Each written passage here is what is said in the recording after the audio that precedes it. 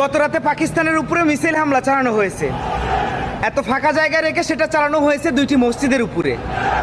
আর এই আল্লাহর ঘর মসজিদের উপরে হামলা আনার পরেও যদি কোনো মুসলমানের বাচ্চারা সেই নাস্তিকের পক্ষে কথা বলে, তাহলে নিঃসন্দেহে মনে করবেন তারাও নাস্তিক। আল্লাহর ঘর মসজিদের উপরে আঘাত হানার জবাব অনেক কঠিনভাবে দিতে হবে। পুরো বিশ্বের মুসলিমকে একত্রিত হতে হবে।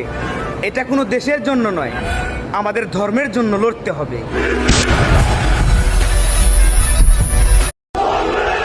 গতরাতে পাকিস্তানের উপরে মিসাইল হামলা চালানো হয়েছে। এত ফাঁকা জায়গায় রেখে সেটা চালানো হয়েছে দুইটি মসজিদের উপরে। আর এই আল্লাহর ঘর মসজিদের উপরে হামলা আনার পরেও যদি কোনো মুসলমানের বাচ্চারা সেই নাস্তিকের পক্ষে কথা বলে, তাহলে নিঃসন্দেহে মনে করবেন তারাও নাস্তিক। আল্লাহর ঘর মসজিদের উপরে আঘাত হানার জবাব অনেক কঠিনভাবে দিতে হবে। পুরো বিশ্বের মুসলিমকে একত্রিত হতে হবে। এটা কোনো দেশের জন্য নয়, আমাদের ধর্মের জন্য লড়তে হবে।